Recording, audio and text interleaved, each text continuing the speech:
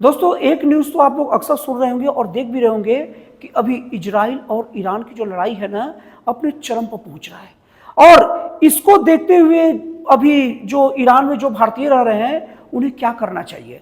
अगर मौका मिले, संभावना दिखे तो वहां से ईरान से निकल लेना चाहिए या वहां रुके रहना चाहिए? ये सब चीज का डिस्कस इस वीडियो में किया जाएगा। और ये वीडियो उनके लिए बहुत ही ज्यादा लाभदायक होगा जो लोग ईरान में रह रहे हैं या जिनके परिजन ईरान में रह रहे हैं। तो दोस्तों, सबसे पहले आप लोगों को बता दूं कि ईरान और इजराइल का लड़ाई किस हद तक जाएगा, अभी शांत हो जाएगा या आगे बढ़ेगा, उसको डिस्कस करने से पहले आपको कुछ थ्योरी बता दूं। दोस्तों, जब कहीं कोई भूकंप आने वाला रहता है ना, तो भूकंप के पहले कुछ संकेत मिलते हैं और जो बड़े बड़े ज्ञानी रहते हैं उस संकेत को पहचानते हैं। जैसे खास किस्म के जो जानवर वो जगह छोड़ने लग जाते हैं, तो उस संकेत को पहचान के जो समझदार व्यक्ति रहता है वो जगह को छोड़ देता है। तो इस तरीके से अगर ईरान और इजराइल का लड़ाई के बीच में कुछ ऐसे, मैं आप लोग को भूकंप के पहले के आने के संकेत के बारे में बताऊंगा, जिसके बाद आप लोग को ये अंदाजा लगाने में ज्यादा मुश्किल नहीं होगा कि ईरान और इजराइल में क्या होने वाला है, आगे लड़ाई कहां तक जाएगा और ईरान में रह रहे भारतीयों को क्या कहना चाहिए। सबसे पहला अगर संकेत की बात किया जाए तो भारत सरकार के द्वारा, भारत के मंत्रालय के द्वारा, विदेश मंत्रालय के द्वारा ये गाइडलाइन जारी किया गया ईरान में रहने वाले भारतीयों के लिए कि आप लोग तेहरान शहर से दूर चल जाए, क्योंकि इजराइल के हमले का प्रमुख अड्डा तेहरान, क्योंकि तेहरान में ही उसके सुप्रीम नेता खामेनेई रहते हैं। दोस्तों, खामेनेई पहले ईरान के राष्ट्रपति थे, लेकिन अभी वैसे तो कोई पद पर नहीं है, लेकिन सत्ता का सबसे प्रमुख केंद्र खामेनेई के पास ही है। तो दोस्तों, आप लोगों को मैं बता दूं कि ईरान का पर जो हमला है, मुख्य उस हमले का केंद्र तेहरान है और तेहरान के साथ अन्य जगह भी है। तो भारत सरकार के जो विदेश मंत्रालय के द्वारा इस सूचना जारी करना कि तेहरान से भारत में गए छात्र हो चाहे कोई भी काम से गए लोग हो, तेहरान से दूर रहे, और उन्होंने टोल फ्री नंबर भी जारी किए। दोस्तों, ये टोल फ्री नंबर को देख लीजिए, अगर कोई ईरान में किसी के परिजन रहते हो तो इस नंबर पर कांटेक्ट करके आप देख सकते हैं। ऊपर का नंबर टोल फ्री नंबर है और नीचे का नंबर व्हाट्सएप नंबर है। अब दोस्तों, इसके बाद में ये जो कहना कि भारत सरकार के द्वारा कि तेहरान से दूर रहे ईरान की राजधानी, तो ये एक संकेत है कि कुछ बड़ा होने वाला है। अब दोस्तों, आप लोगों को बता दूं कि ईरान में 17 देशों के नागरिकों द्वारा लगभग 600 नागरिक हैं, 17 देशों के लगभग 600 नागरिक हैं। वो ईरान के जो बॉर्डर लगा जो इलाका है अजरबैजान, वहां पर वो सब शिफ्ट हो चुके हैं। और केवल शिफ्ट ही नहीं हुए, उसके बाद में जो भारत सरकार भी कई भारतीयों को वहां पर शिफ्ट किया है। मतलब मामला गंभीर है। अब दोस्तों, अगर दूसरी तरफ देखा जाए तो कनाडा के कनानास्किक में अभी G7 का सम्मेलन हो रहा है, जिसमें हमारे प्रधानमंत्री नरेंद्र मोदी जी भी इनवाइटेड हैं। अब उस सम्मेलन में जब वो चल ही रहा था तो उसी बीच अमेरिका का राष्ट्रपति डोनाल्ड ट्रंप उस सम्मेलन को आधे में छोड़ के चले गए। अब आधे में गए तो उसी बीच फ्रांस के जो राष्ट्रपति हैं इमैनुअल मैक्रों के द्वारा ये कहा गया कि डोनाल्ड ट्रंप ईरान और इजराइल के बीच में शांति वार्ता कराने गए हैं। अब एक खबर फ्रांसीसी राष्ट्रपति मैक्रों ने जैसे ही बोला तो अमेरिकी राष्ट्रपति डोनाल्ड ट्रंप एकदम से भड़क गए और उन्होंने कहा कि जब ज्यादा जानकारी नहीं रहती तो नहीं बोलनी चाहिए।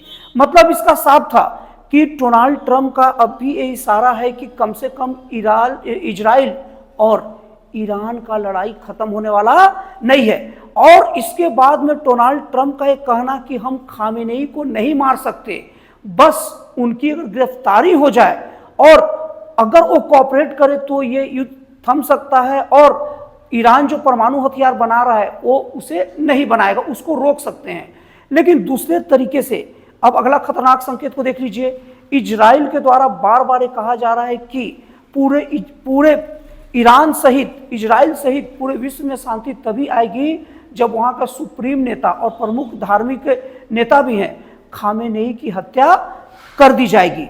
तो दोस्तों, इस तरीके से देखा जाए तो ये एक बहुत बड़ा संकेत है जो इस ओर इशारा कर रहा है कि इजराइल और ईरान में बहुत बड़ा होने वाला है। अब दोस्तों, इसके अलावा और भी कुछ देख लेते हैं, कुछ ऐसे संकेत जिससे आपको अंदाजा लगाने में सुविधा होगा कि आगे क्या होने वाला है। अब दोस्तों, इसके अतिरिक्त ये देखा जाए तो अभी अमेरिका के द्वारा मध्य पूर्व में अभी बहुत बड़ी मात्रा में लड़ाकू विमान भेजे जा रहे हैं और वहां पर सैनिक भी उतारे जा रहे हैं। और इन लड़ाकू विमानों में F-16, F-22 और F-35 जैसे खतरनाक विमान लड़ाकू शामिल हैं।